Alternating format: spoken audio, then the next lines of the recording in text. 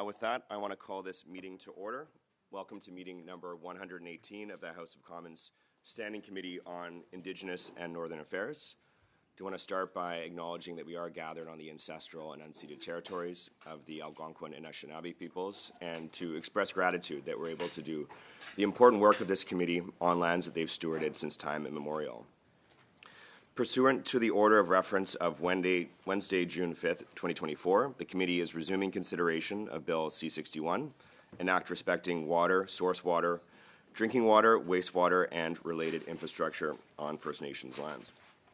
But before we begin, I just want to ask all in-person participants to read the guidelines written on the updated cards on the table. These measures are in place to help prevent audio and feedback incidents and to protect the health and safety of all participants, including the interpreters. And today's meeting is taking place in a hybrid format. All witnesses have completed the required connection tests in advance of the meeting. And I just want to remind all participants of the following points.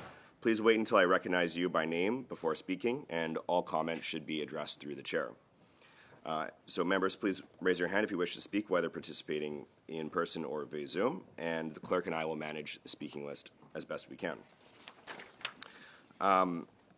So with that, I'd like to welcome our witnesses for our first panel. From the Amurtskin Cree Nation, we have Chief Joel Mekat, Craig Mackinac, Councillor, Dr. Wilton Littlechild, and Council Clayton Leonard.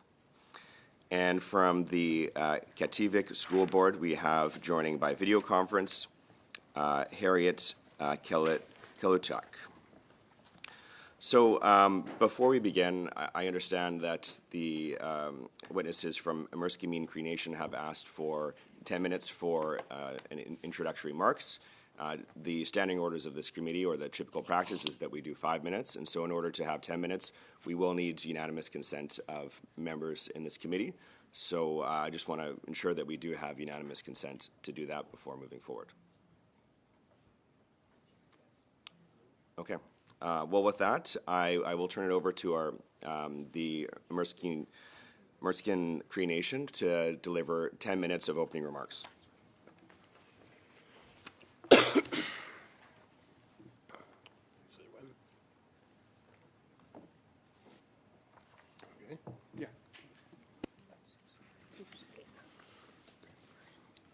Mio Kiksapayo, Tatam Scott now. I'd like to thank the committee for inviting us to speak today about Bill C-61. Honestly, and it's very disappointing and frustrating that I have to be here today. As you know, the Amurtskin Cree Nation wants an amendment to the bill to recognize First Nations' right to safe drinking water. This means that all First Nations people live on reserved lands have a right to drinking water with no serious risks to human health and well-being. Nothing less will honor and uphold our treaty with Canada and respect our human rights. This is not just a legal issue. It matters every day in the lives of real people at Amurtskin. Canada has repeatedly promised to fix First Nations drinking water issues since 1970s and has failed over and over. Canada's best efforts promised to the bill are not good enough. Our people have experienced Canada's neglect on our drinking water and their homes and their lives daily. For decades, I would like Councillor Mackinac, who has also worked on this issue for a long time, to give the committee a sense of unsafe drinking water crisis at Amurtskin. I will provide the short closing statement. Good morning, Senate. I'd like to make some comments this morning. In 2010, Canada conducted the National Engineering Assessment of First Nations water systems. At Amurtskin, the assessment found that our water treatment plant, built in the 70s, failed to meet drinking water standards and badly needed to be replaced. The plant is still operating. About 70% of our families are not connected to the treatment plant. They get water from about 500 rural wells. The assessment found that every single tested well failed to meet the health requirements of drinking water standards. Fecal coliforms and E. coli were common. Canada was informed that that investment of about 80 million was needed at Ermineskin so our people could access safe drinking water. To this day, Canada has failed to implement any of the key recommendations of the assessment, with awful consequences. From 2010 to 2022, there have been 361 drinking water advisories on about 500 wells. Excuse me. 73% of our homes. Even worse, 232 of those drinking water advisories were longer than a year, and almost 80 are effectively permanent. 3 families even live with do not consume orders on their wells. These records have been provided to the committee. Ermineskin, for our part, has invested lots of time, energy, and resources trying to find a solution. When Canada failed to act on the 2010 assessment, Ermineskin started on the first legal actions on safe drinking water in 2014. We willingly put the legislation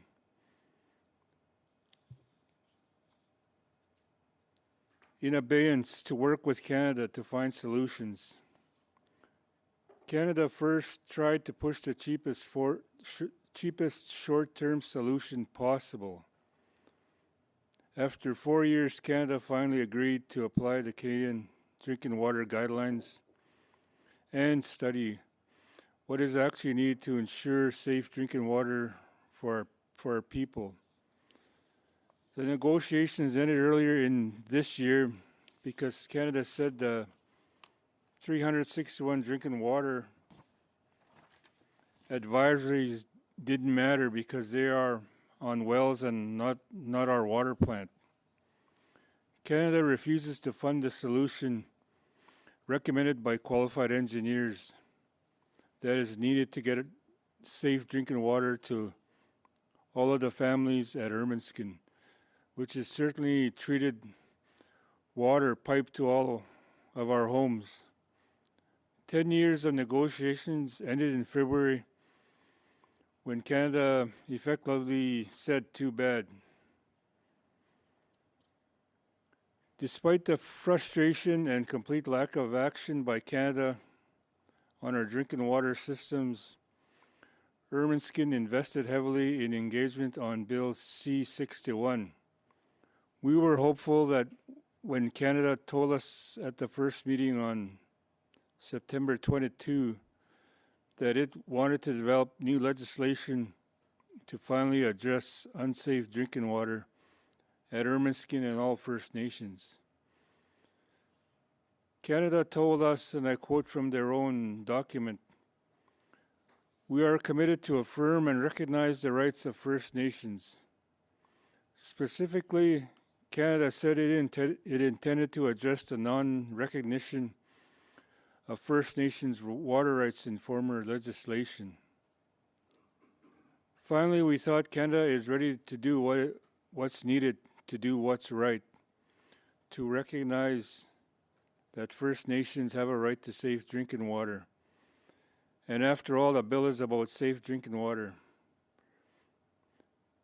Ermineskin worked with Dr. Littlechild, a leading expert on the UN Declaration, and Professor David Percy, former Dean of Law at the U of A, Canada's leading water law expert and advisor to the Waitangi Tribunal on Maori water rights, so we could provide Canada with the best possible input.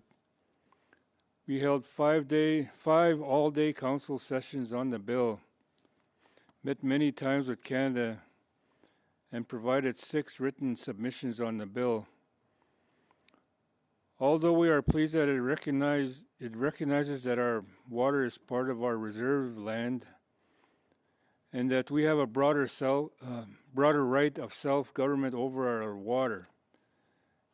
Canada has failed on the most important issue.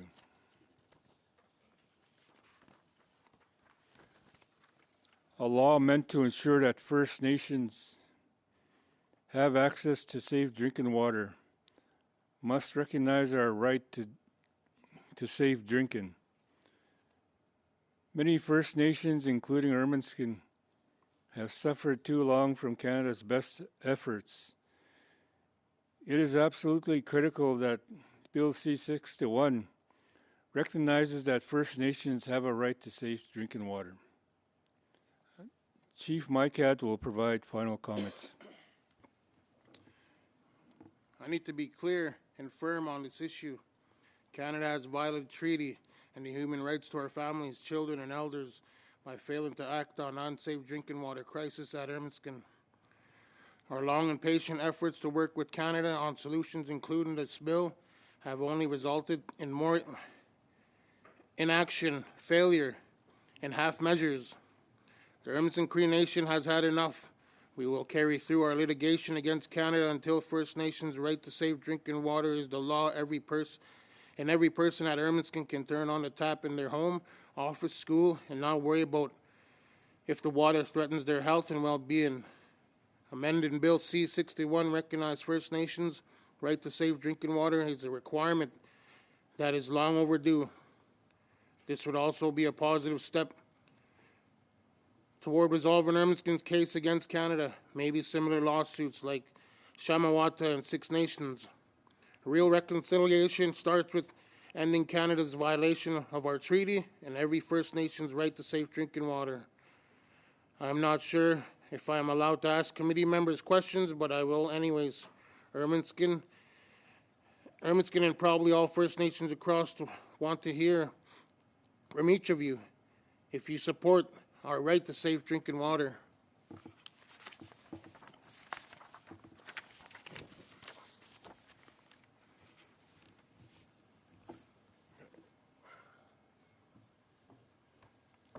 Great. Thank you very much for those opening remarks.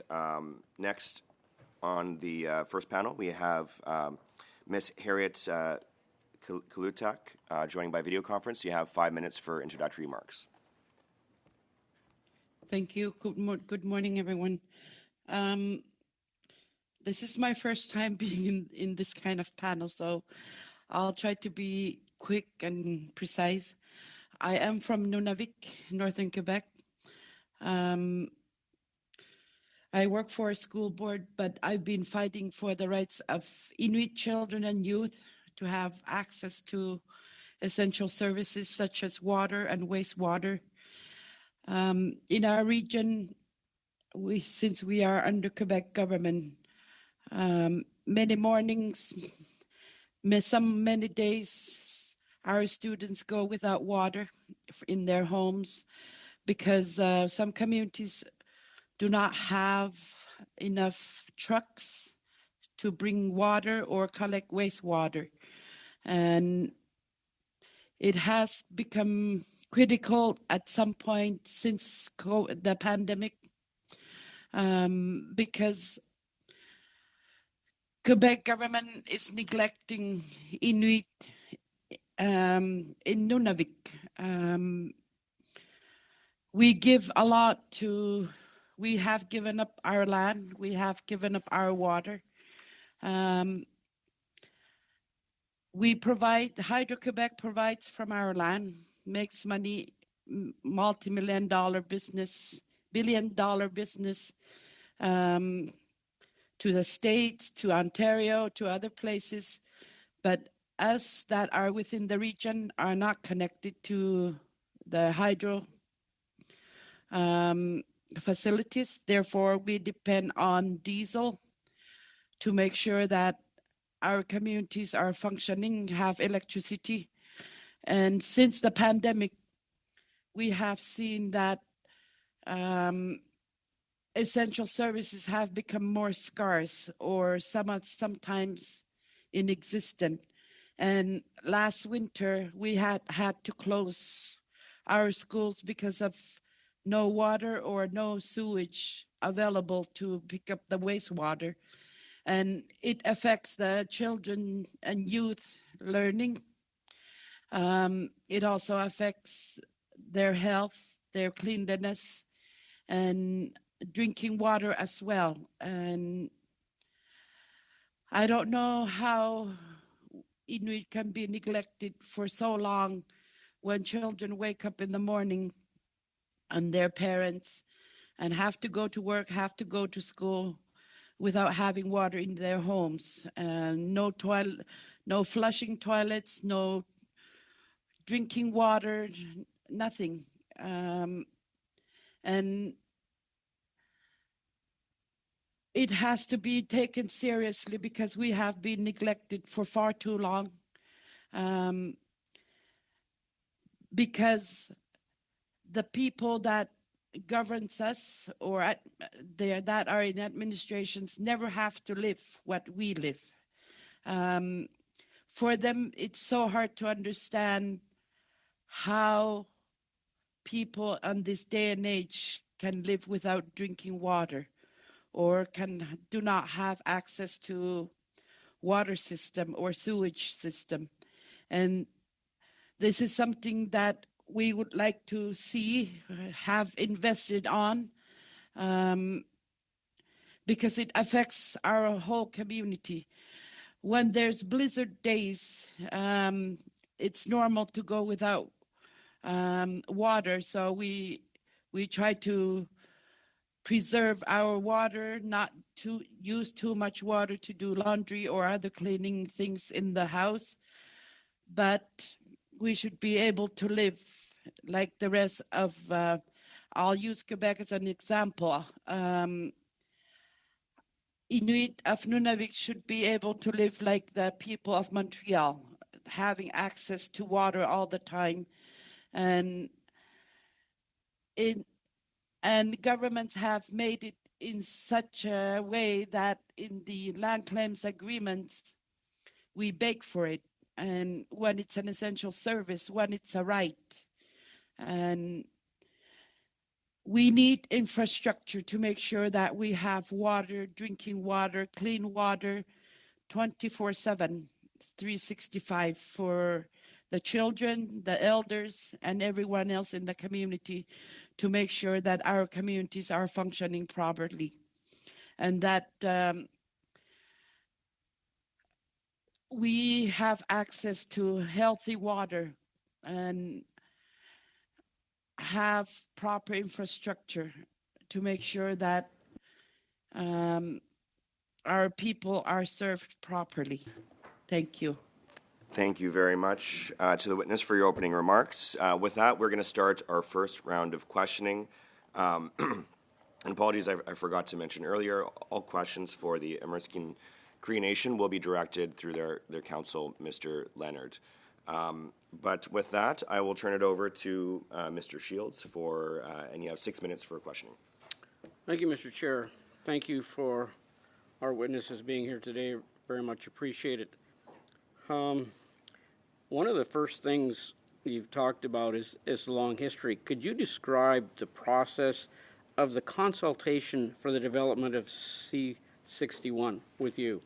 What was can you go through what the consultation was with you?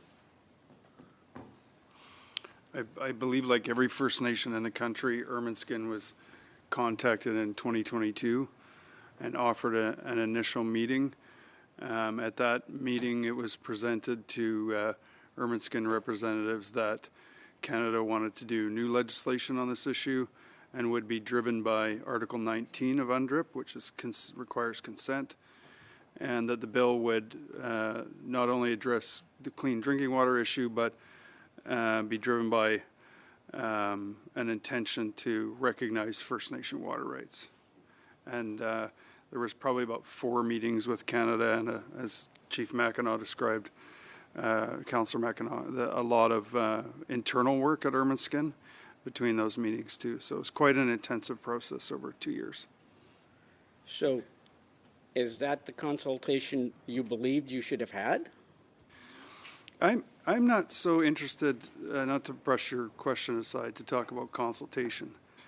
I think the minister promised in the House when this bill was introduced that she would listen to First Nation voices, and that would drive amendments.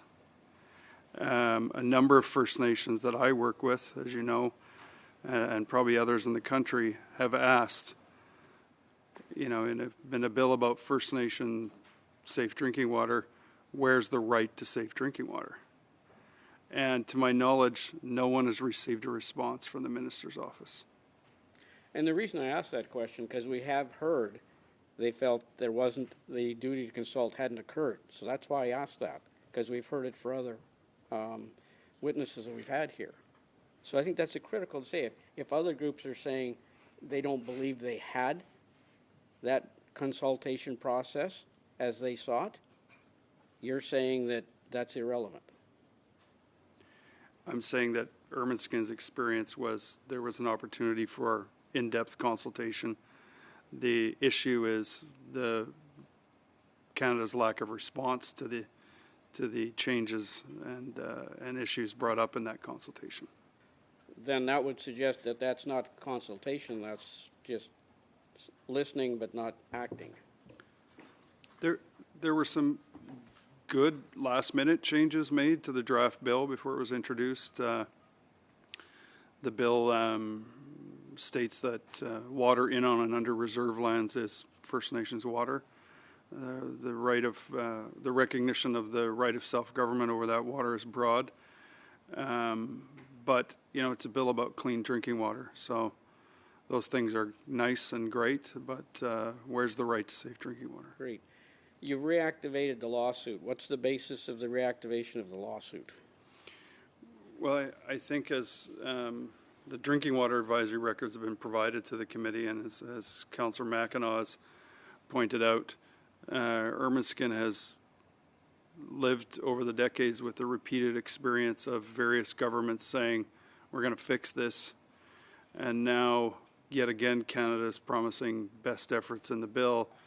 The reality is 73% of homes at Ermineskin today are under drinking water advisories. So the intent of the lawsuit is? To make sure everyone at Ermineskin can turn on the tap and not have to worry about their drinking water anymore, and to get confirmation in a court of law that First Nations have a right to safe drinking water. Okay. I think if that went in the bill, then it would help move the lawsuit towards a resolution. And that's the next question. If it's in the legislation, does the lawsuit stop? Would you drop the lawsuit if that amendment was there? If Canada is actually willing to implement the right to safe drinking water. What's the difference between it being in the legislation and what you just said then? And what I just said? Yeah. Because that just said, okay, it could be in the legislation, but that doesn't mean anything. It doesn't mean anything if you don't act on it, but I think that if the right were in the bill and the bill passes, then we have the ability, instead of arguing if the right exists, to go to the court and say, well, Canada's recognized it does, it's in the bill, and so what does that mean? So getting it in the legislation then provides you with the ability to proceed legal action if you believe that that action does not happen. Yeah, either the action or negotiations could then focus on, well, in order to fulfill that right, what does that mean in terms of investment in infrastructure at Ermineskin and other First Nations? One of the other things we've heard from is from other witnesses saying that we've heard enough, that the bill should be passed as it is and move on because they believe that we've heard enough and we've been able to hear enough witnesses of what the concerns are. What's your opinion on how many witnesses we should listen to? If that had been the case, you wouldn't be here today. I'm not a politician, so I can't answer how many witnesses you feel you should listen to. Should we have just heard your voice today? I just hope however many witnesses you have that you're listening to them. Should we have heard your voice today? Well, I think as I said in June when I came here, after working for almost 18 years on this issue, I'm getting pretty tired of the sound of my own voice talking about safe drinking water. Appreciate that. Any last comments? We haven't heard from. Mr. Shields, I'm afraid you've lost your time. There will be another round, so. Thank you. But with that, we'll move over to our second questioner here. For 6 minutes, Mr. Batiste, the floor is yours. Thank you, Mr. Chair. And we were asked a question about whether we support your right to clean drinking water. And I can't speak for the government or for the committee, but as one of the First Nations here who lives on a First Nations reserve, not only is the intent of this legislation to make sure that Ermiskin has safe, clean drinking water, it's for all Indigenous people in Canada, especially First Nations on reserve, and that's the intent. In terms of saying how we got here and the amendment process, whether we're listening, we haven't gotten to the amendment process. We will get to there after we hear all of the feedback. But I think it's important that you know that this legislation was passed by unanimous consent of all parties to get here so that we could hear from communities. And I want to go to Dr. Wilton Littlechild first. And Willie, could you talk to us a little bit about what UNDRIP and C15 says about water in relation to this legislation and how we can improve this bill by what's in UNDRIP and what are some of the things we can do to make sure the amendments move forward?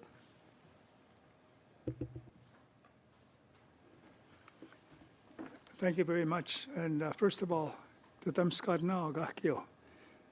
Greetings in Cree, and to express my thanks for the opportunity to be here. And to go directly to your question, I want to first of all express my thanks to my leaders for allowing me to be here to support them on questions like that. I worked on the United Nations Declaration on the Rights of Indigenous Peoples, which finally was adopted without qualifications after 39 years on the journey. Those 4 decades was actually on behalf of my nation, Niaskoyak, we say in Cree for Erminskin. And you all know, I think, that Canada voted against the declaration after 27 years of debate, and then took 12 more years after that to actually come to support it.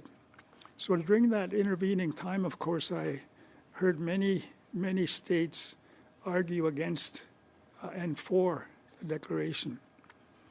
Subsequent to that, there's the Organization of American States Declaration on the Rights of Indigenous Peoples. The OAS Declaration actually improves the UN Declaration, and we need, in going forward, to look at both declarations.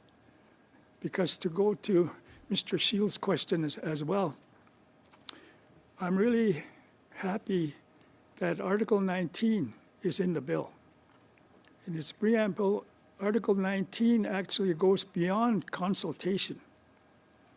Article 19, of course, instructs us before legislation is adopted that you seek to obtain the free, prior, and informed consent of Indigenous peoples.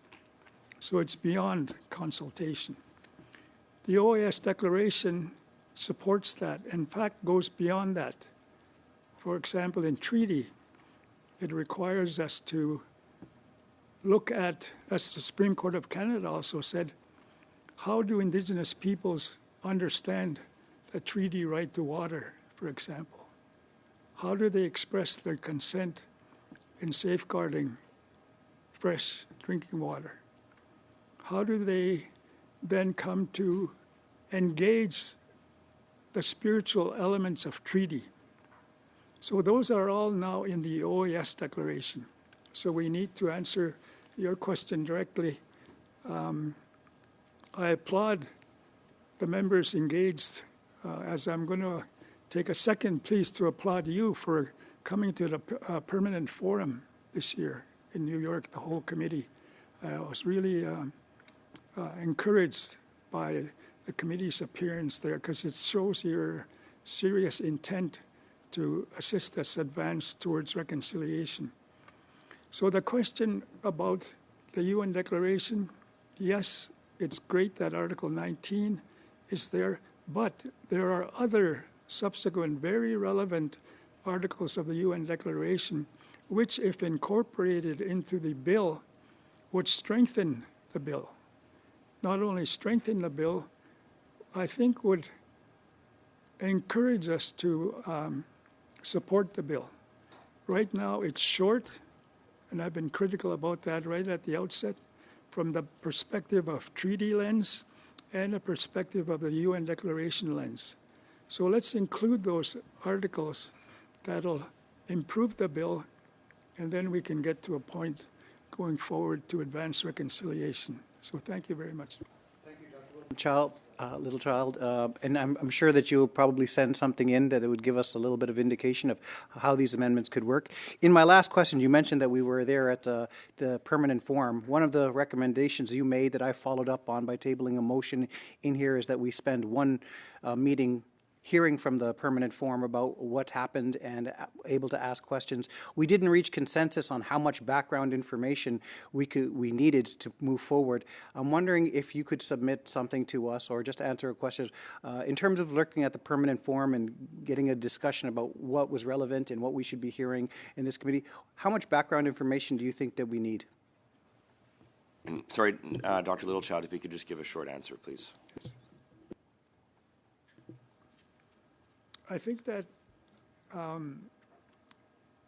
yes, it's one thing to attend the permanent forum or the UN expert mechanism on rights of Indigenous peoples to hear voices from around the world, especially those from Canada. But what's lacking is an implementation follow-up mechanism. Yes, it's great. In fact, I was there yesterday. I just came from the United Nations last night to be here. And what is missing is opportunities like this. There's no committee, for example, directly on the international obligations of Canada with respect to Indigenous peoples here in the House of Commons or in the Senate.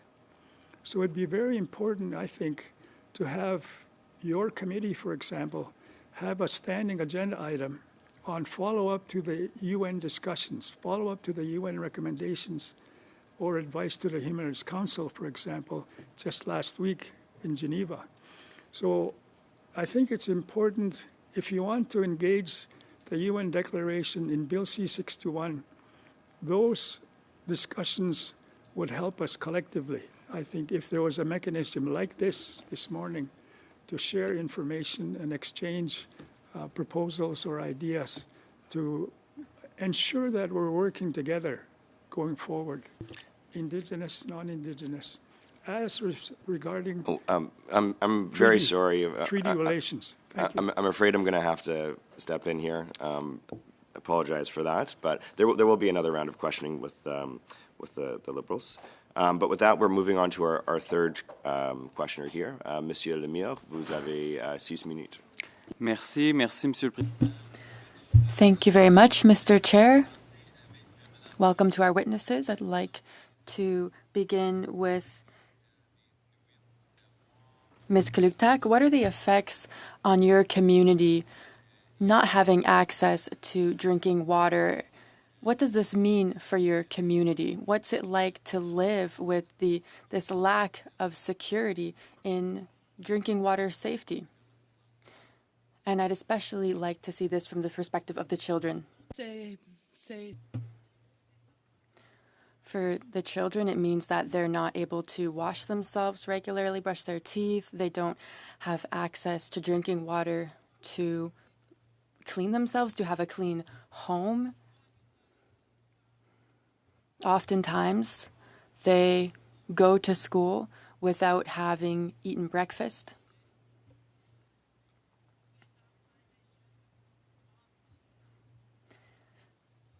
Children and young people often miss out on a lot because they do not have access to clean water at home. There are 14 villages in my region. Most of them do have access, but there are communities that do not have access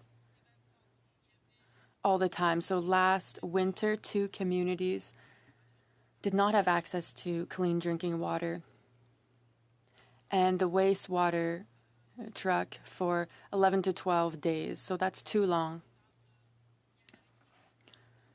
So children go to school without bathing or brushing their teeth. So that creates dental problems, lice in our schools, of course, because these essential services are not being provided.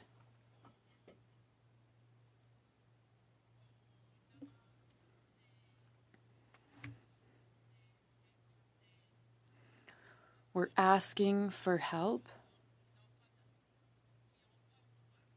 as though we are people who don't seem to have the right to access this, despite the fact that everyone around us has that right, as it seems. And this affects our access to education when we don't have access to water. So some schools were closed because they did not have access to clean water, so that explains the impact on children and education. Thank you sincerely for your commitment over the past decades towards the children. Now, Ms. Kalutak, you were critical to the Quebec government because you mentioned how close you are to hydro facilities. So what are your requests? What are your expectations for the federal government? They do have an obligation to Indigenous peoples for their standard of living. So what do you expect from the federal government in terms of water supply? I want them to recognize that we have this right. It is not just a right, but it is essential for us to live. The government says it needs to be declared in an act or an international declaration. Everyone in Canada has this right.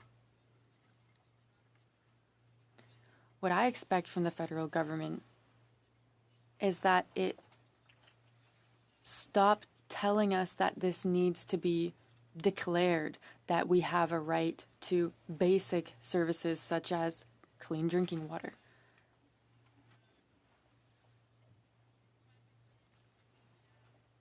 Why do people in Montreal not need this declaration that they have a right to a wastewater system, drinking water system? Why would we not all have the same rights? What's the difference between us? Everyone living in Canada has the right to access clean drinking water, whether this has been declared or not. It is essential for our lives. You were talking about these wastewater trucks, wastewater treatment that has not been optimized. In an ideal world, which system would you want to see implemented in your community to provide proper access to water? And in your opinion, who should be paying the cost for this? The federal and the provincial governments. If there's someone in Greenland, even further north than us, can have a wastewater treatment system, an underground system, then why can we not do so in Canada? What is the problem here in Quebec?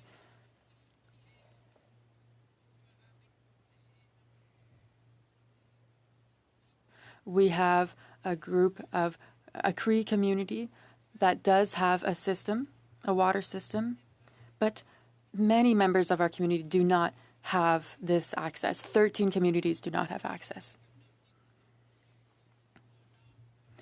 And these are communities that are even further north than us, and many of them have these water treatment systems. Thank you very much, and thank you for your commitment to defending the Inuit groups. Thank you. Thank you, Mr. Lemire. We have Ms. Idlout for 6 minutes. The floor is yours. Thank you, Speaker.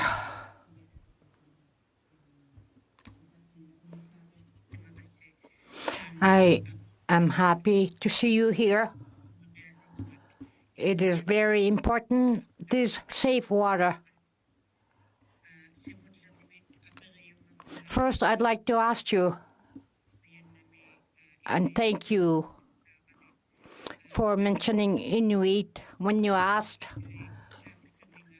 what do Inuit on this policy? Are they included in this bill and protection? I'm not aware that they are included. We don't know what goes on with policymakers.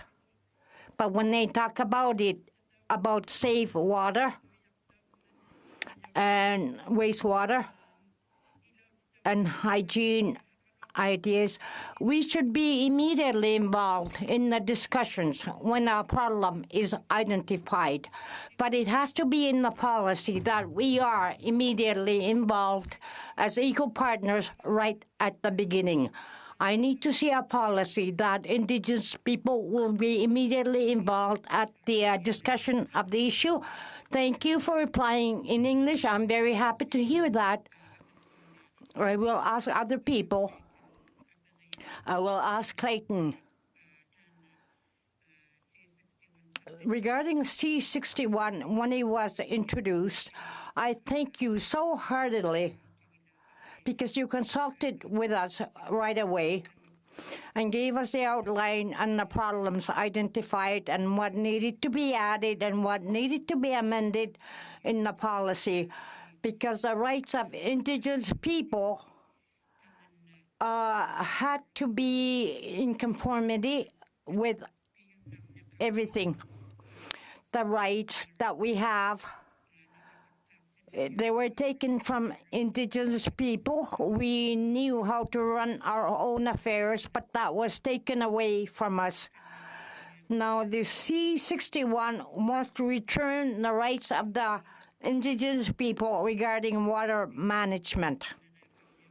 What else do you have to amend if Indigenous people are going to be governing and running this management and policy?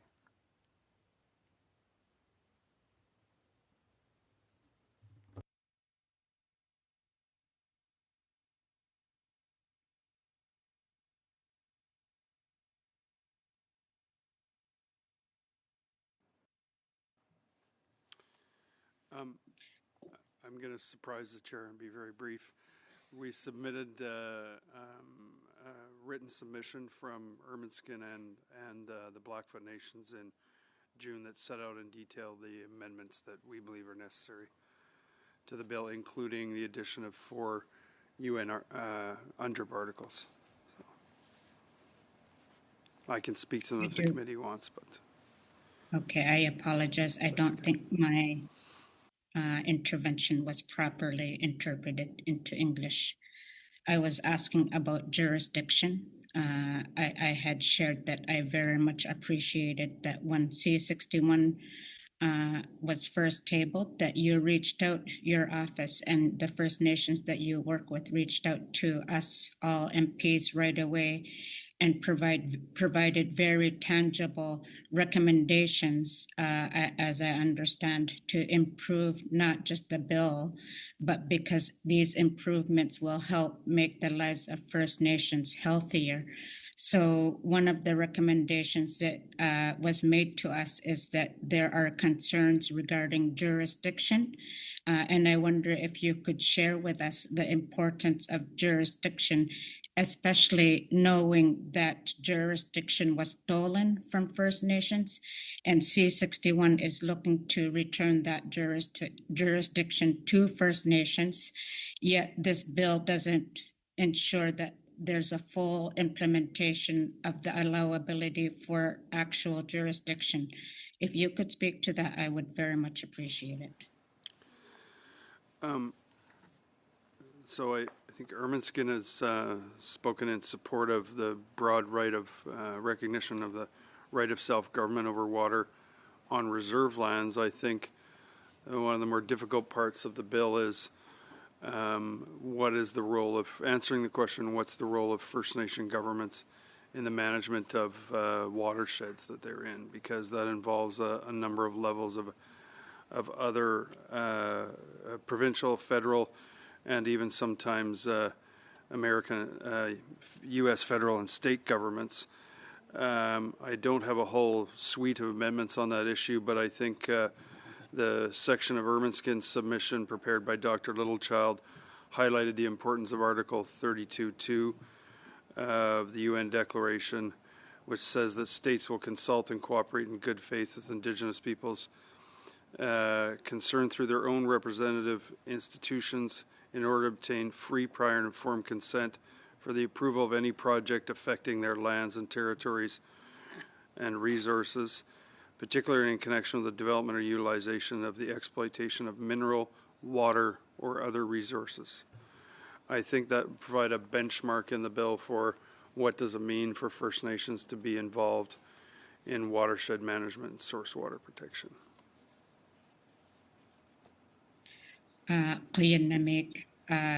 Thank you. To respond to this question, I know that there has been criticism that legislated minimum standards are not strong enough. And I wonder if anyone can provide us recommendations on how these minimum standards for the recognition of rights must be clear, measurable standards to ensure that water will actually be safe and usable. So I'm sorry, they're going to have to be very brief answers here because we're running over time. I gave Ms. Idlout a little bit longer because of the translation issues for her time. Maybe I'll just point the committee to page 2 of Ermineskin's written submission. It actually discusses amendments, core amendment, which is the amendment regarding First Nations' right to safe drinking water, and then in the following paragraph suggests where other changes in the bill need to be made to be consistent with that. Thank you very much, Ms. Idlout, and that concludes our first round of questions. We're moving on to the second round. As we are a little bit over time, it's going to be an abridged second round. We're going to just reduce pro rata, so it'll be 4 minutes, 4 minutes, 2 minutes, 2 minutes, 4 minutes, 4 minutes for questions. Starting with the Conservative Party, Mr. Melillo, you have 4 minutes, and the floor is yours. Thank you very much, Mr. Chair. Thank you again to all of the witnesses for being here on this important discussion. Go to you, Mr. Leonard.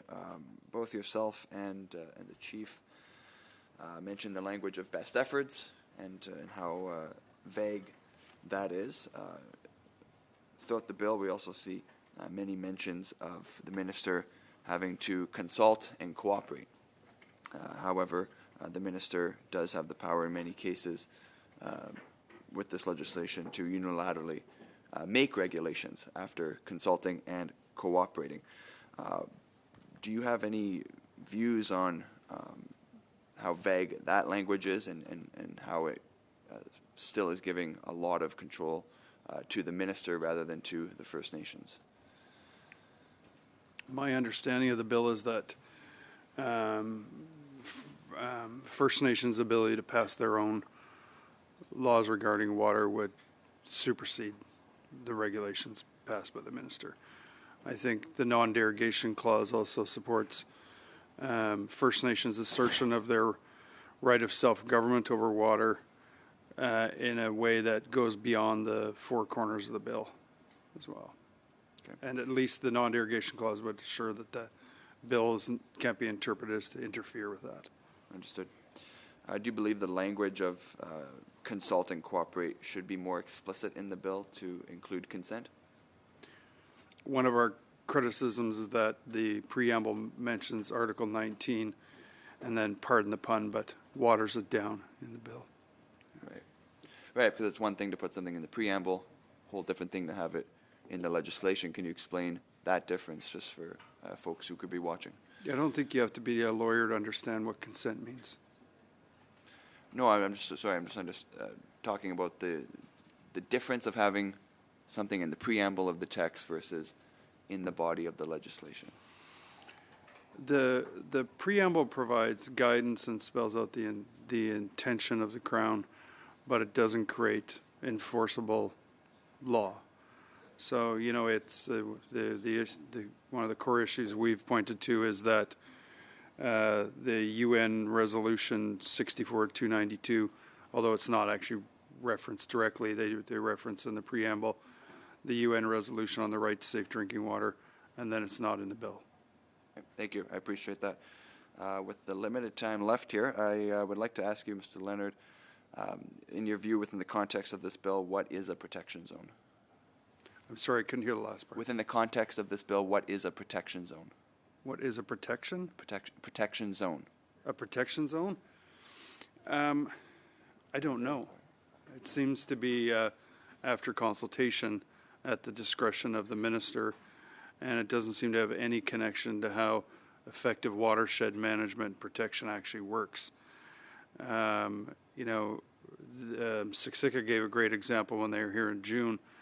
They're 100 kilometers after every tributary of the Bow River Basin comes to one point. So they will literally feel the impact from anything done in that watershed. So the protection zone effectively for a nation like that would be the entire watershed. And there's just nothing in the bill that seems to be connected to how that's actually done in Canada and other places in the world. Right. So rather than having that defined in the bill, as the minister, rather than not having that defined in the bill, leaving it up to the minister to determine through regulation, do you have a suggestion on how that could be more appropriately dealt with at this point? I'm not shrugging off the question, but can't be dealt with in a 2-minute answer. So fair enough. I'm happy to write something and send it. Please do, if you could. Thank you. Thank you very much, Mr. Leonard, and if you could submit that to the committee, I am sure that all members would be very interested in seeing that. But with that, we're moving to our second questioner in the second round. Ms. Atwood, you have 4 minutes. Well, thank you very much, Mr. Chair, and thank you to our witnesses for being with us today. And just right off the top, Chief Maquette, absolutely, I believe in the inherent right to clean drinking water. That's one of the reasons I ran to be involved in politics. 2019 is when I first got here. Sadly, it's taken this long to get to this point, but I'm so excited as well to get to the amendment process because we have heard incredible testimony from incredible leaders like yourself, and your voices will be heard and will be represented in this bill because it's about you and your people. And also, I just want to thank our witness as well who's online. And the pictures of the children behind you really remind us about what this is about.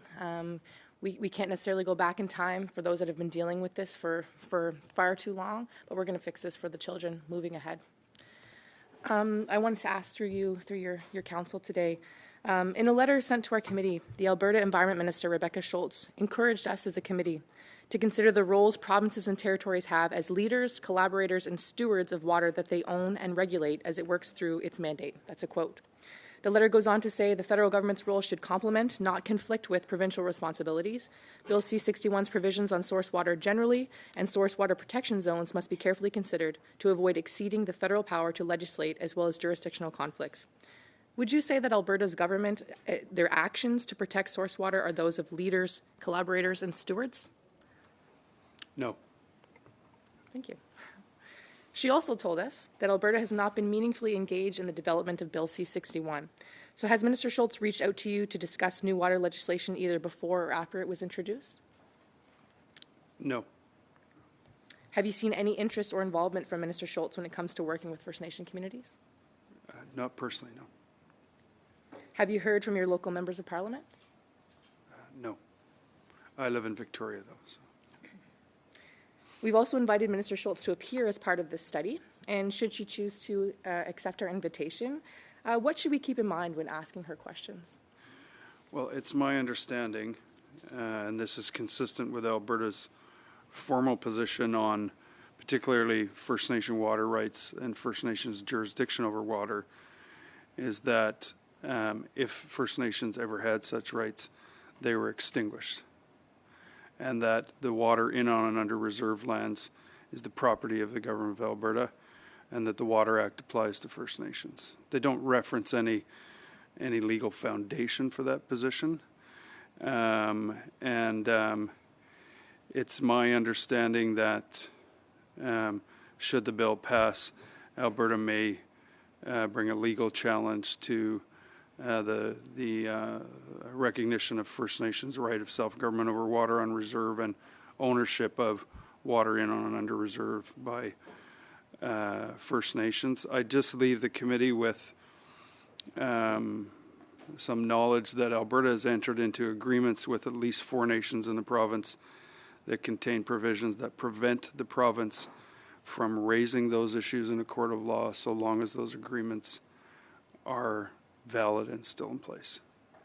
I'm happy to share the clauses of each one of those agreements with the committee. I don't think Alberta's at liberty to challenge the bill because of those agreements. Very short on time, so, okay. So just quickly, what does the relationship between your communities, Alberta and Canada, need to look like to protect that source water piece? Do you want to speak to that, or you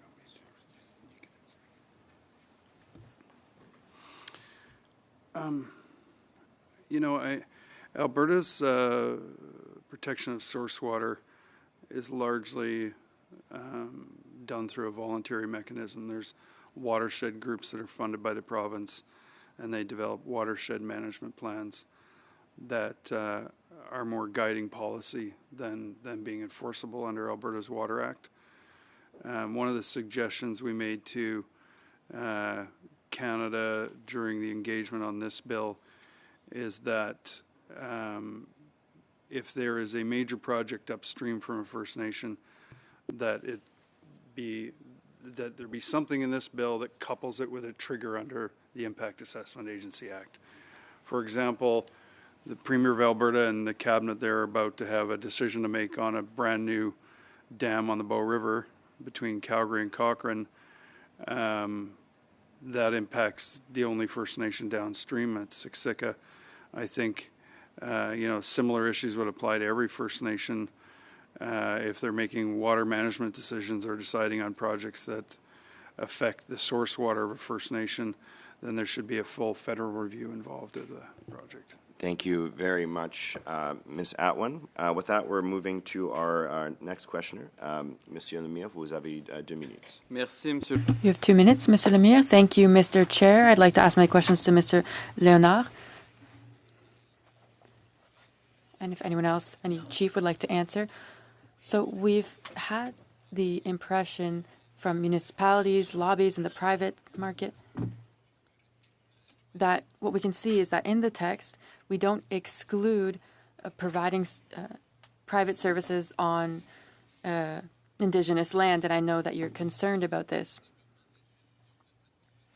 And so Indigenous peoples want to play an active role in managing this jurisdiction for and by Indigenous peoples.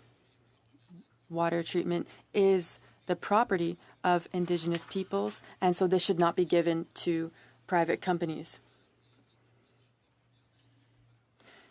And this all is a part of entrepreneurship being managed for and by Indigenous peoples. What do you think about including or excluding the provision of services by non-Indigenous private companies and the fact that there is no legal mechanism to bring a legal challenge if the service is not provided?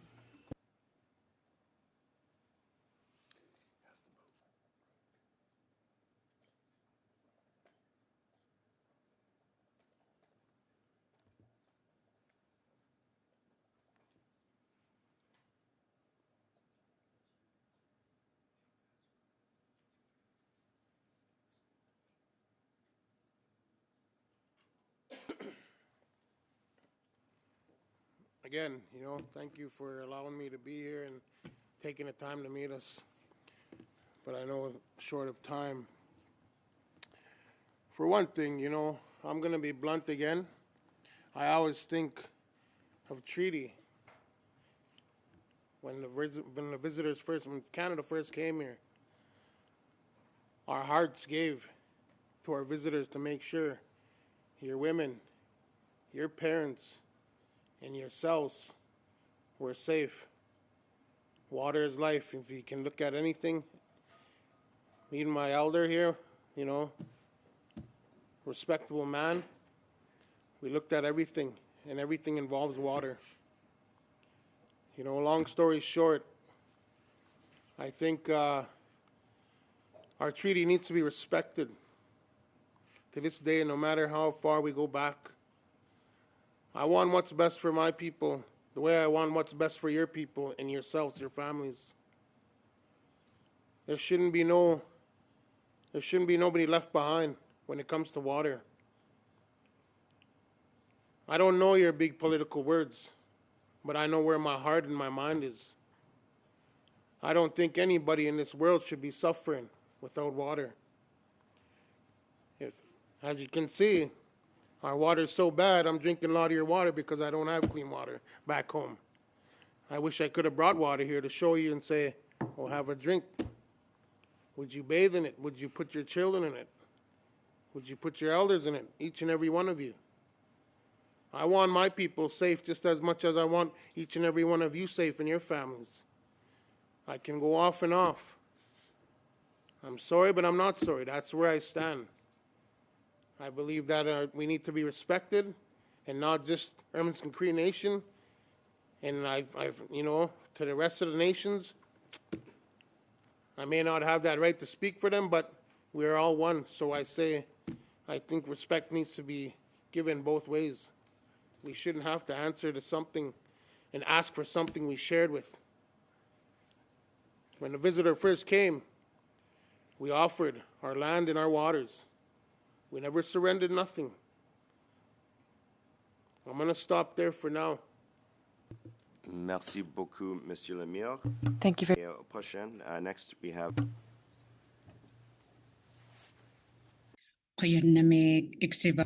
Thank you, Speaker.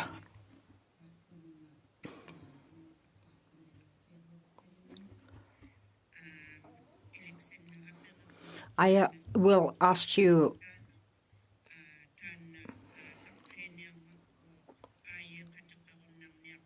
it says that you will receive, there are jurisdictions that we're thinking about, and we're looking for the best solution. If you have to negotiate with the policymakers or the committee regarding the jurisdictions that you're responsible for,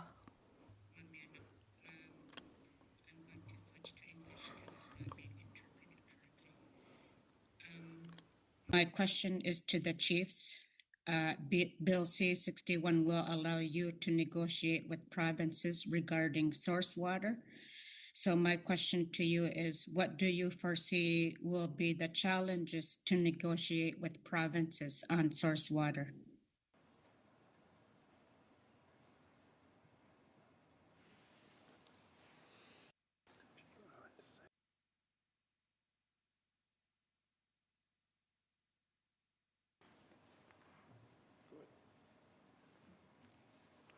Sorry, I think the chief wants me to answer that question.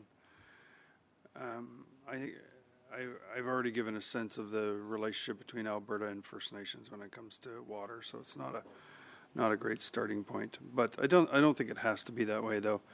Water is important to everybody that lives in a watershed, so it can be a uniting factor instead of something that's dividing. But Wilson.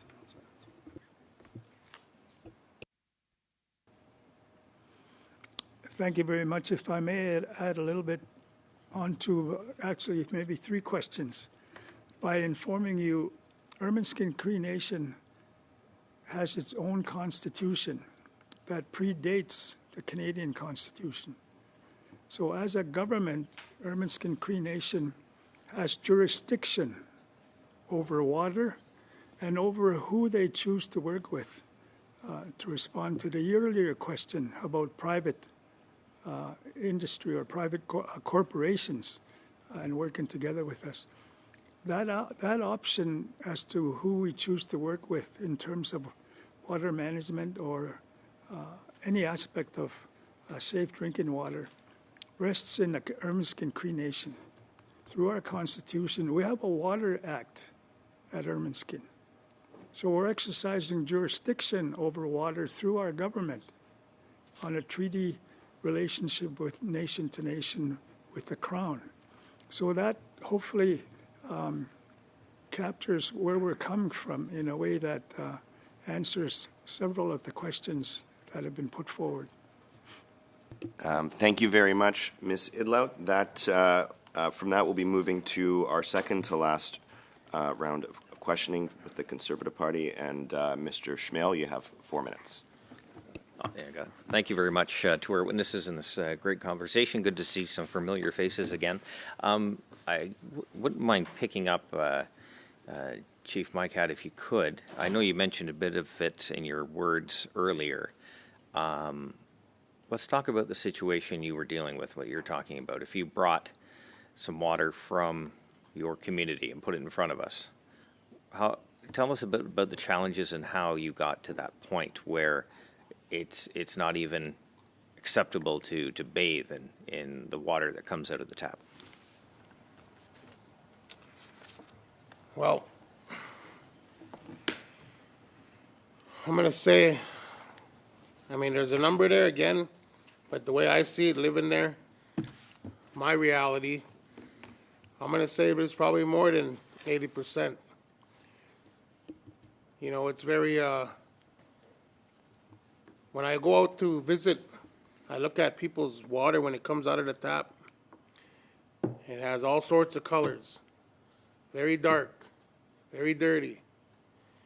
Long story short, if you were in my home and I said, have a drink, would you drink it? I'm sure you would pass.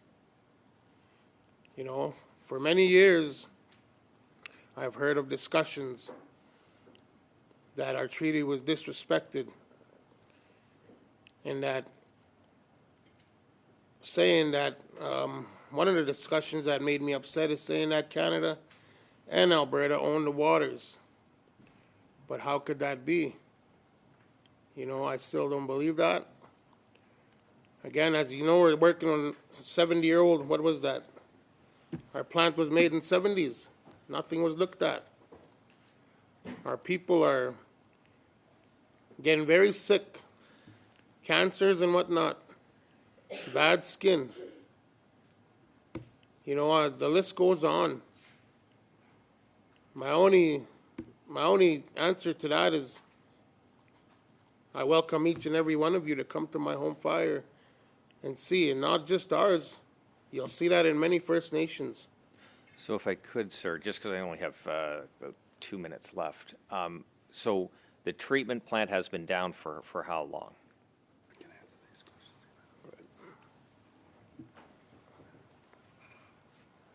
I have those details for you. Perfect. Yes, please. So the problem that's been created at Ermineskin by Canada is first applying the LOSS standard, which looks at a very short horizon and the cheapest option for planning water infrastructure. What engineers have identified as recently as 2019 at Ermineskin is that there needs to be a new water treatment facility that is state-of-the-art and provides piped water to every home in the community. Right. There's been a downward decline in the quality and quantity of groundwater since the 1970s. And it's something that ISK keeps throwing little Band-Aids at on the wells that service the community. That's what I want to talk about as well. I think we all have companies in even my community has a couple that has great technology that can deliver clean drinking water. So the issue seems to be at ISC because they're not looking at the larger picture, which is a new plant. They're just looking at the cheap, quick fix and then move on. Yeah, it's always easy to blame Indian Affairs. But Indian Affairs has political masters, and every party sitting around this table bears some responsibility. The Conservatives failed to address this issue when they were in power.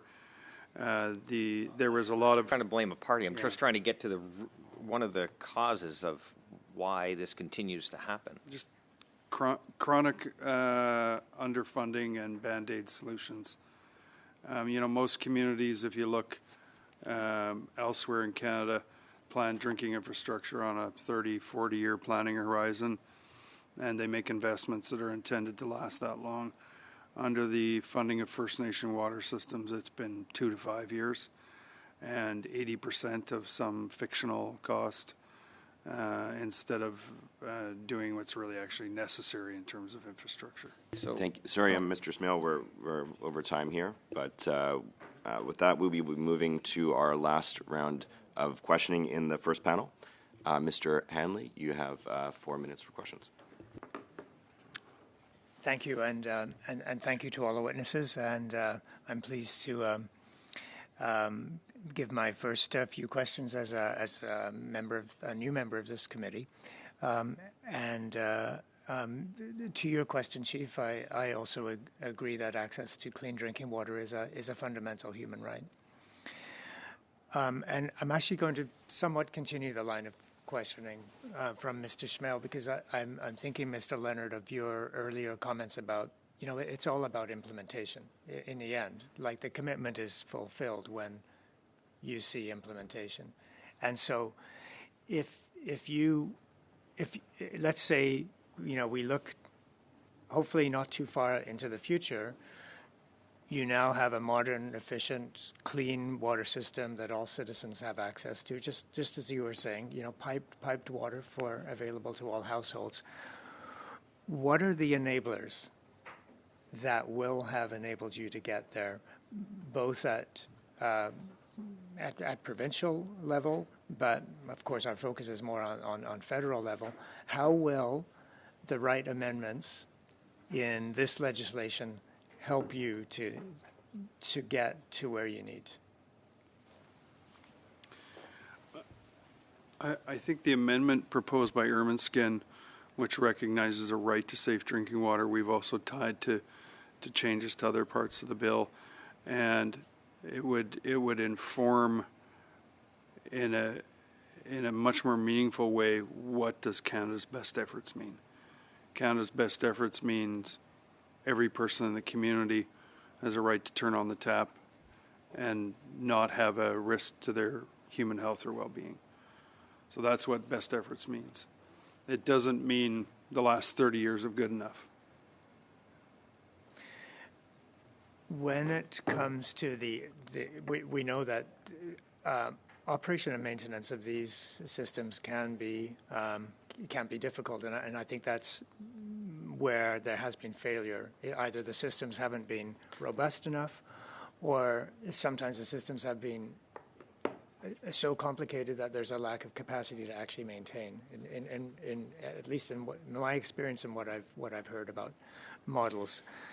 My question would be whether a First Nations-led national water authority would potentially be helpful to provide that leadership in operating and maintaining water systems, or do you see other national mechanisms that would be helpful? Again, thinking about implementation and durability of good systems.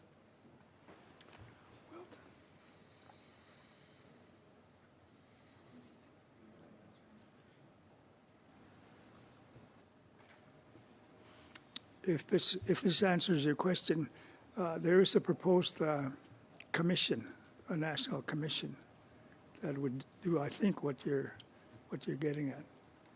So that's one of the steps. Yes. Could you tell me Indigenous-led? Could you tell me a little bit more about that commission and what that commission proposes? Well, I think it's in process, really, of being established. As far as when I last question about it, the persons had not been identified who would serve on the commission. But it's work in progress, I would say. Okay. Thank you. I don't know if I have time for another. 30 seconds. So short. Okay. Short. Ms. Kulataka, I know time is short, but when it comes to the right governance mechanism for you in Nunavut to have the water system that you need, can you reflect on the appropriate authority or governance mechanism that would help you? I think if our ministry at the Quebec government, Minister of responsible for our region, if they know what the problem is, they know how to fix it, but we have always been made to beg for essential services. I don't know, I don't know how to make it easy to understand. The question you're asking me who has the authority, or who has the authority to make it happen? It's the Quebec government in my region that has the authority to make things happen. And in working with our regional government and our municipal services, that have the authority to make things happen. But when it comes to responsibility, our governments always seem to find a legal jargon or a legal term to make sure that we wait until to a point of becoming so desperate that we start acting in a weird way, and then we are defined or looked at as not normal people. And I'm very sorry, and I really hate to intervene and end on this point, but we're well over time here. So I want to thank Mr. Hanley for his questions, and I want to thank all the witnesses for being here today, both by video conference, joining or coming from New York, coming from Alberta, from Victoria. We really appreciate all of your testimony today and your suggestions. There were a number of requests for documents coming afterwards, so please, if you could provide any of those suggestions, amendments, and recommendations in writing to this committee, it would be much appreciated as we go into clause-by-clause consideration in due course, so that we can make this bill the best that it can be. So with that, I just want to again thank the witnesses for being here today and for their testimony, and we will briefly suspend as we get ready for the next panel.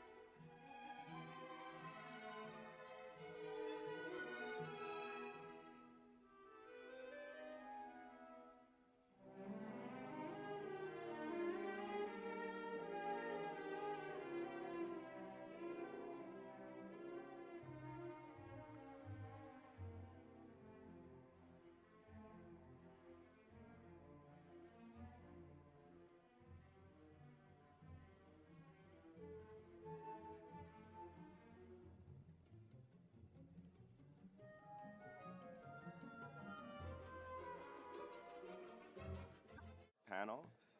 We have joining by video conference Mr. Chief Billy Tuckero from the Mikisew Cree First Nation. Thank you for joining our committee today. And we will start with 5 minutes for introductory remarks. The floor is yours. Good morning, everyone. Thanks for having me. It's a beautiful morning here in northeastern Alberta. First of all, I'd like to thank the honorable members for allowing me to speak today. My name is Billy Joe Tucker. I'm the chief of Mikisew Cree First Nation. Mikisew's treaty territory is located in what you know as northeastern Alberta. Our land includes the Peace Athabasca Delta and the Wood Buffalo National Park, a UNESCO World Heritage Site. This is where our people have lived since time immemorial, where the Peace and Athabasca meet and eventually entered Lake Athabasca. Many of you know Mikisew because we are downstream from the Athabasca oil sands, or because we have been raising alarm bells about our community's cancer rates, which we believe are coming from the fish we eat, the water we drink, and the medicines we harvest. I have spoken at a committee in the past for Imperial and the freshwater study. I explained how for our people, water is boss. I explained how our women have jurisdiction over water, and because they were excluded from treaty making, we never treated our water. The water is in Treaty 8 is, in your words, unsurrendered. Today, I should be speaking to you about our existing jurisdiction and honoring the treaty. Instead, I'm here to talk to you about your legislation, Bill C-61, and what it will impose on us. In a nutshell, Bill C-61 may sound better than the Indian Act, but it does the same thing. We are asking for an end to this for an end to this colonization through legislation. Please reject Bill C-61. To support this request, I raise four issues. First and foremost, I am here to remind you about our treaty. The treaty is why we are all here today. Our ancestors agreed to share the land with the Crown. No legislation can supersede this promise. Second, I would like to talk about what Bill C calls source water.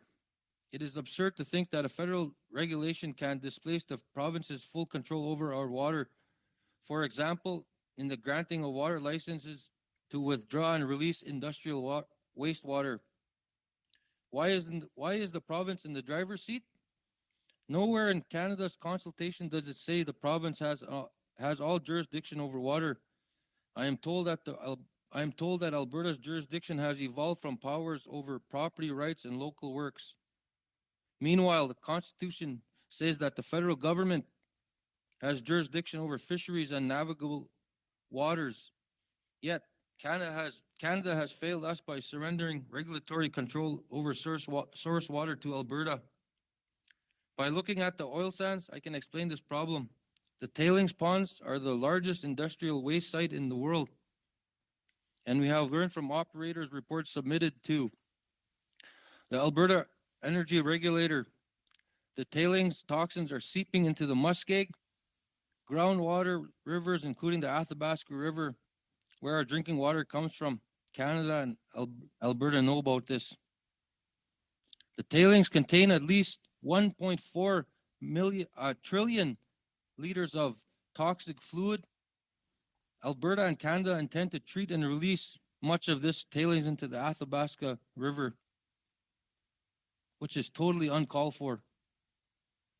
Bill C-61 won't do a single thing to stop the treat and release of toxins into our so-called source water.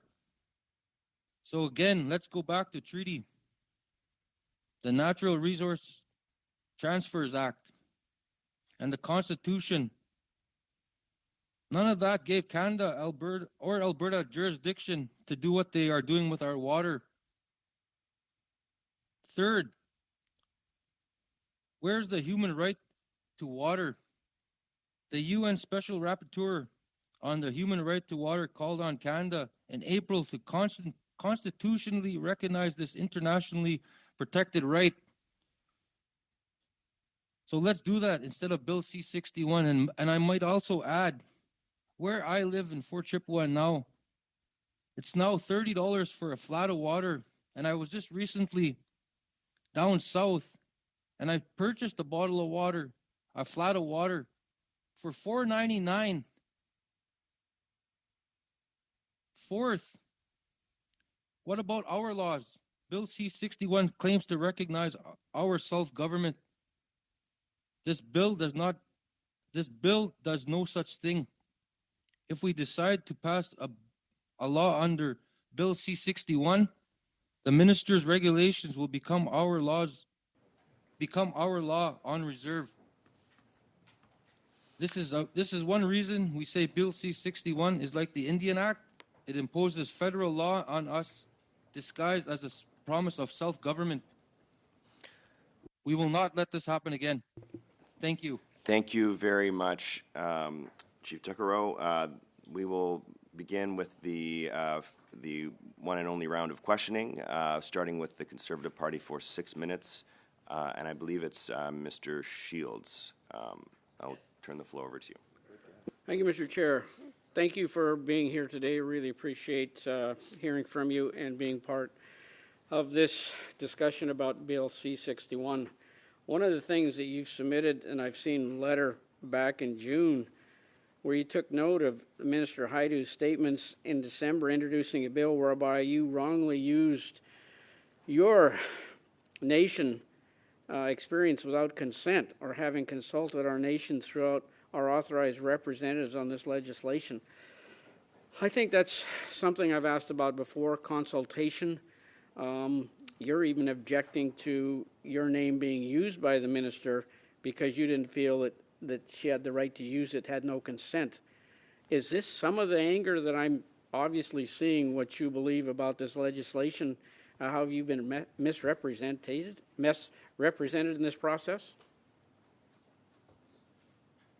Thank you for the question. First of all, I'd like to make mention that I became the chief in October 8th of 2022. And I could say till current, there has been absolutely no consultation in regards to this bill that's being rammed down our throat. And I've also done my research too. Prior to me becoming the chief, there was no consultation in regards to this bill. So yes, I do take offense to that. If people are going to say they have consulted with Miksoo, I would appreciate to have that conversation, to at least consult back and forth and to hear our concerns by them, either consulting with AFN or any tribal nations or anybody else does not speak for Mikisew. We have that. We have through the treaty. We have that right to be consulted with nation to nation. So I can say this. There has been absolutely no consultation in regards to that. So I do take offense to that. Thank you. You have made a number of statements about C-61, and I think you're pretty clear on you think this piece of legislation should be just dropped. And you're replacing it totally with statements that you've made about other, like the United Nations document. Is that the way you see best forward to go, is just absolutely drop this piece of legislation and replace it with something totally different?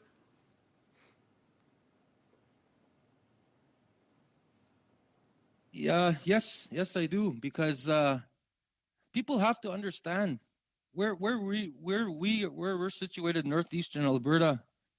The people have to remember we're situated downstream from oil sands, and that's the reason why this bill might work for the rest of Canada, because we know for a fact Alberta will always have their hands in the bucket in regards to water and what they do in regards to how they what they need to develop the resources.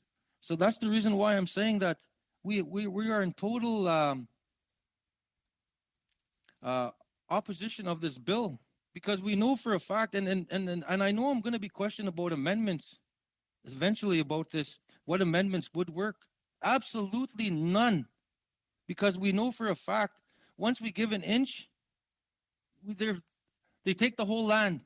I'm not even going to say a mile. They take the whole land. So thank you. And I think one of the things that you referred to in your documentation, that this basically would municipalize you in the sense of the process. Much as I'm familiar with a municipal structure, if we're looking for money for infrastructure, water, sewer, and the rest of it, we deal with the federal government looking for money. You think that's what you'll be placed under this legislation? You'll be just like a municipal government. Yes, we are of the thinking of that's what's going to happen, because we know what the ultimate plan is for Canada is to municipalize all reserves. So that's the reason why we as treaty people are in totally opposition of this bill. If you were then to have the ability, let's say you had your wish granted to drop C-61, what kind of process do you see would work as far as consultation? What would work if you believe it hasn't occurred before, it needs to occur, you threw out C-61, you got your wish, what would the process look like for you? To have that conversation. That's what consultation is about, to see what has worked and what hasn't, and what's the possible solutions of moving forward in regards to it. But first of all, if you're going to ask me about consultation, I truly believe there should be conversation instead of just speaking to other organizations and thinking that's good enough as consultation in regards to the Miksoo people. because people have to remember, in the oil sands region, my people make up over about half of the whole population in this whole region. We're not only situated in Fort Chip, we're situated throughout. Thank you. So when there's over 600 nations in the territory of what's called Canada, how do we feasibly do that kind of consultation then? So it's going to have to be a very short answer. Yeah. Very, very short answer, Mr. Tucker.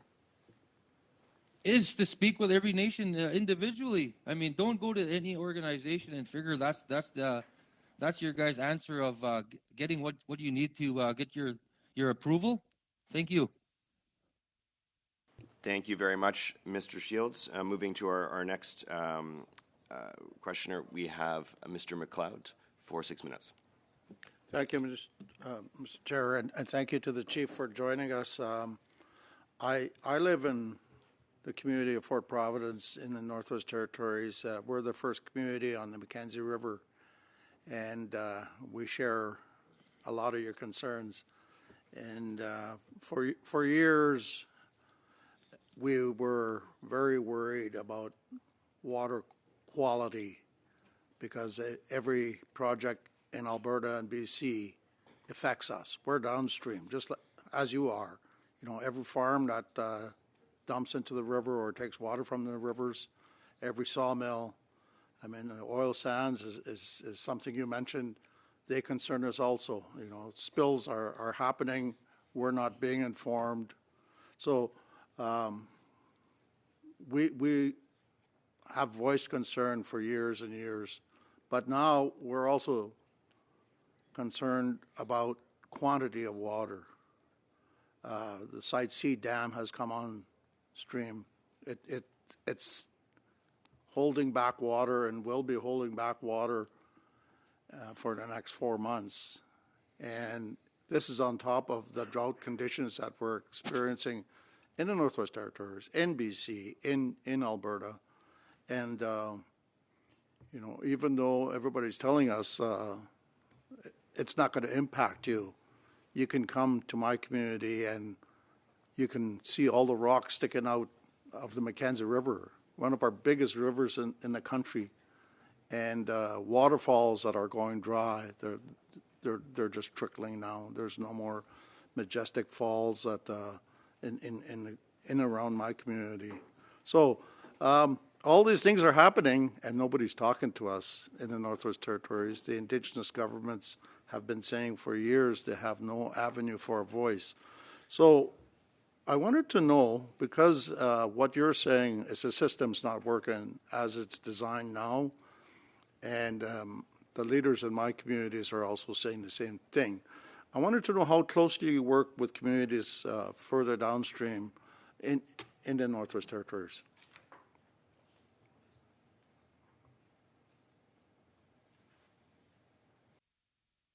I can speak with area specific.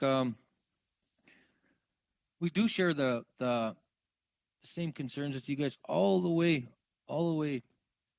up.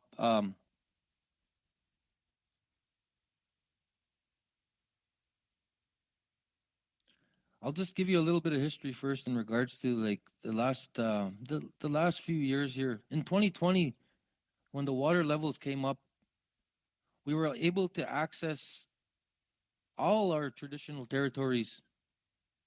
Fast forward 4 years now. No, even last year, 2023, I had one of my own council members that tried to access her traditional territory. She was stuck on the Lake Momway for 24 hours. She had to go and be rescued because they were high and dry there on a sandbar. And this year too, as the conditions worsen in regards to of the water drying up, was we sent our letter to BC Hydro and voiced our concern. They said this was absolutely nothing. It was just that's just how it is. Just drought conditions were happening, and there's no way from that the water can dry up that quick. So that's the reason why we're really concerned now, because they sent us the memo about a month and a half ago that they're going to be taking the water for the next 4 months. It's going to be concerning what's going to happen next spring. And in regards to working with the other nations, we do speak with them in regards to the water levels and how we can access it now, because we're even speaking of having where there's talks now of an all-weather road, all year-round road, because we know we cannot access anything out, and that's the reason why the table has been set to have these conversations. We understand that there is people getting sick to the north of us as well too. They are getting the same concerns. But I can say this as one of the most communities that are situated down south. Downstream from the oil sands. I'm very concerned for everybody else that's beyond us, because I can say this, and I'm 47 years old. I don't want us to be the ones that were used for collateral damage in regards to profit over people. So that's the reason why we're at this. We're at the. I guess we've dug our feet in the sand. We're sick of it now.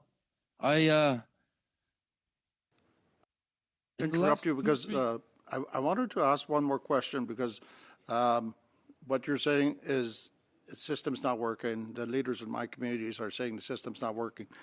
And when it comes to oversight and resources for operating and maintaining water systems, do you think a national First Nations-led water authority could lead to better outcomes?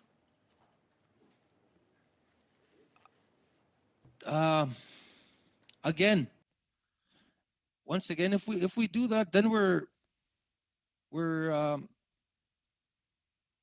I guess we're taking the government away from their responsibility in regards to those responsibilities. But I truly believe if we're going to do something, it should be something that you're requesting there, is that First Nations that can lead something throughout Canada, but it has to be with partnership, but it has to be a true partnership too with the provinces and Canada.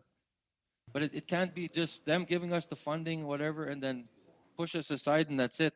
Thank you very much, Chief. Hold on. You got to remember too, where I'm situated downstream, our concerns are a lot different than people of everywhere else. Thank you. Thank you very much. Apologies for having to cut you off, but we are over time. Thank you, Mr. McLeod. À la prochaine, on a Monsieur Lemire pour 6 minutes. Mr. Lemire for 6 minutes. Thank you, Mr. Chair.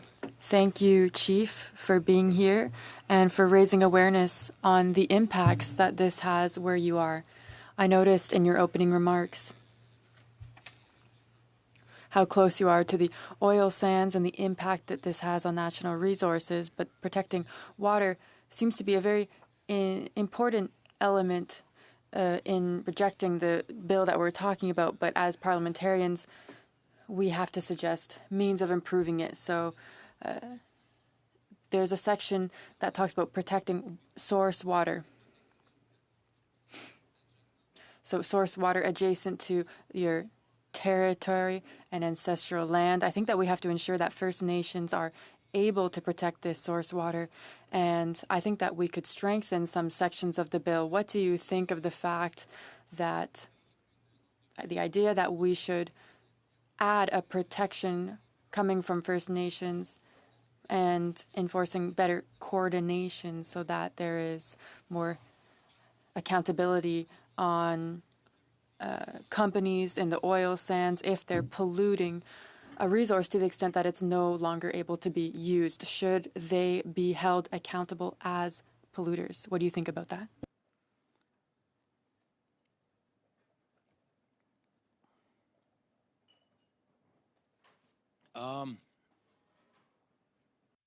Again, you made mention to amendments. I truly believe that the bill should just be struck. But in regards to the oil sands, Could you make mention to the last part of the question? Est-ce que la responsabilité devrait être à celui qui pollue la ressource, exemple l'eau, plutôt qu'à celui qui souhaite la consommer? Donc, si jamais il y avait une problématique sur la qualité de l'eau par la proximité que vous avez avec les sables bitumineux, est-ce que l'entreprise qui exploite les sables bitumineux devrait aussi avoir une responsabilité? Puis est-ce que ça doit être inscrit dans la loi? But the interpretation to English is not coming through. It's not, no. Can you hear me on the English channel?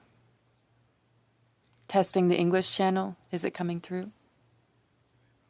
I'm speaking French. Can you hear the English channel? I think it's working now.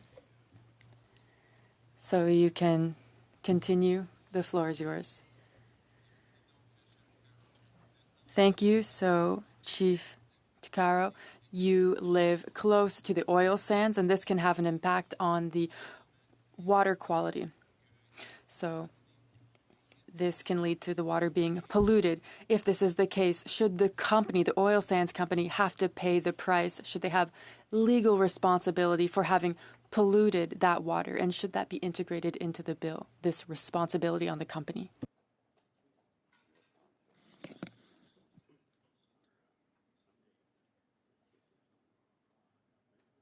If I could support anything in regards to this bill, I would support that. Thank you.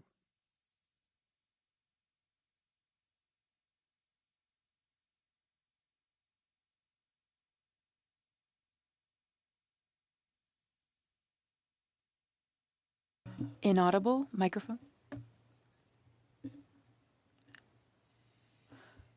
So speaking of epigenetic impacts on First Nations, there have been recent research on the lifestyle of Indigenous communities. How should the federal government handle those companies that are producing these harmful chemicals, who are polluting the individual, and the effects that this has on the health of indigenous people? So currently, the status quo doesn't put the responsibility on the companies. So how can we ensure that these companies are taking responsibility for this pollution?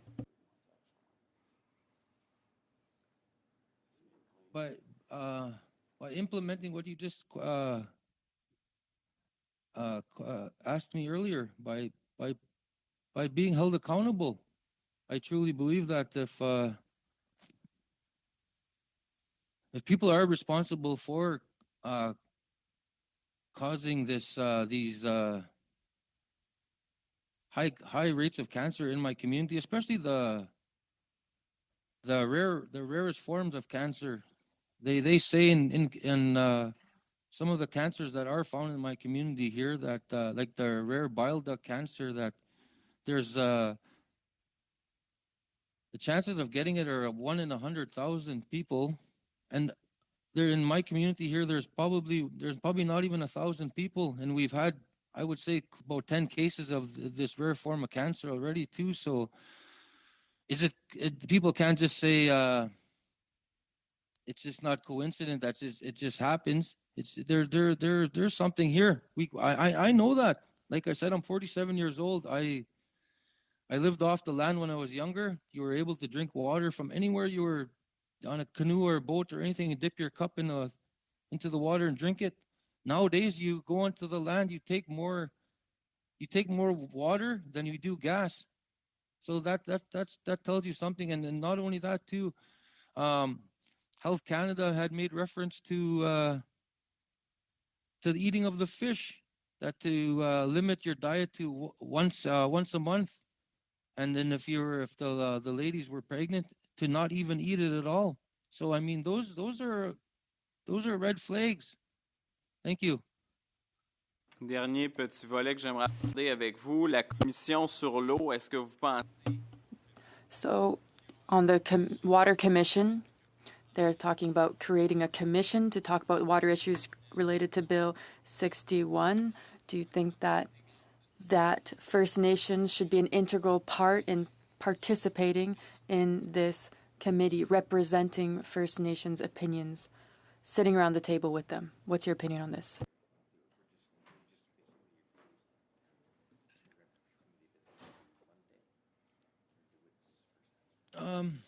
If the bill is passed, First Nations should be on the commission. But again, the commission will just be a corporation. It'll just more corporatization of First Nations. So again, yeah, if First Nations are to be included, their concerns need to be heard. But again, that's if the bill is passed. Merci beaucoup. Thank you very much, Mr. Lemire. Go to our our last questioner in the second panel and for the day. Ms. Idlout, you have 6 minutes. Thank you, Speaker, Chairperson.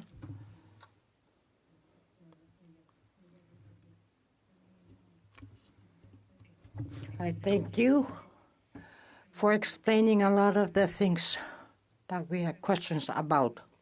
The federal government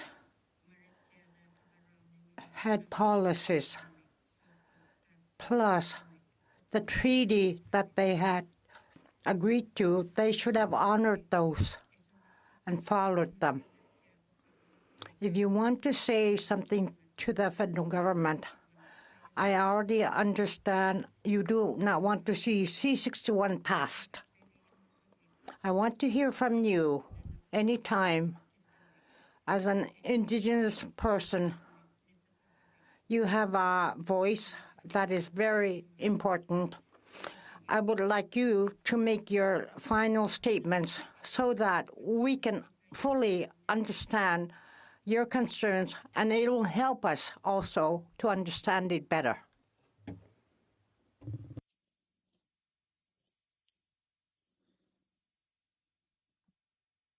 Okay, thank you. As a final statement, I can say this.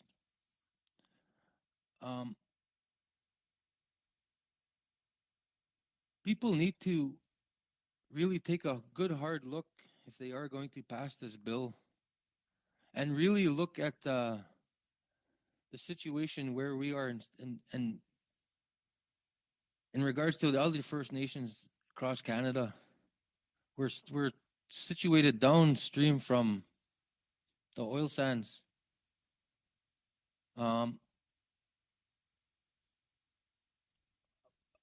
If the bill is passed and if there's amendments made to it, one thing I can say this, and I beg the province, I beg Canada, and I beg all of you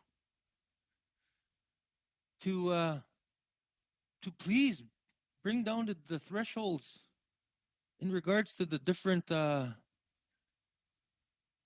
heavy metals that do go into the water that come down from the oil sands. Because right now, everything is, the thresholds are at 0.05. And anything below that is acceptable. And we know this for a fact. A lot of what's happening in this region it's the cumulative effects. Right now, just recently, we were lobbying the government to actually start to test for naphthenic acids. We were successful in that, and now they are. But again, at the threshold 0.05. So it's disheartening that I have to beg for my people to have a fighting chance. And I'm going to say this today. There was a study done by Transport Canada in 2017 of the wharf area. It's also known as Big Dock. The study goes back from 2014 or 2013 in regards to that being a contaminated site. The government had this information and it did not disclose it to my people. It was only brought to light to us about 2 months ago. I've had kids swimming in there. And now you guys want to offload the responsibility to us?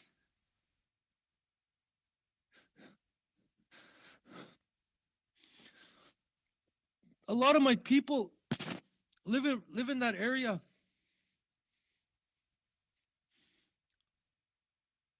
This is very concerning, and this is going to be news. That this is what I'm saying. This is the reason why we are a total opposition of Bill C-61, because we gave 1 inch on anything. You take a mile, you take the land. And now we're finding out something 7 years later after the fact. You see why we are so resistant and hesitant for any bills that come in this area, and it works for the rest of Canada, and what does not work for us in this area. So I'm saying this as the chief of Mixu Cree First Nation. Please reconsider this. And because you guys have to understand where we're situated. It's not only us, it's the other nations that live in the community. But we are a majority in this community. So thank you.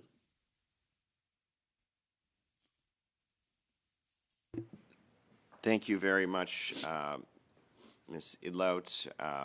That concludes our time for questioning in the second panel. I do want to sincerely thank Chief Tuckero for joining our committee today and for your testimony.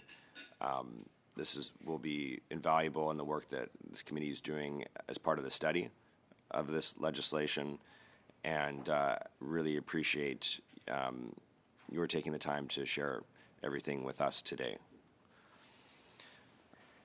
Thank you all, and appreciate you taking the time to listen to me. Thank you. So, with that, we'll finish our second panel here. Conscious of the time, we won't go into committee business today. We'll have some time on Monday to do so, and to go through the work plan in more detail. We do have witnesses that that have already been submitted that we will be continuing to work through, but we can work through the rest of the work plan at that time, as we do have some time in the schedule. So with that, is it the will of the committee to adjourn? Meeting adjourned.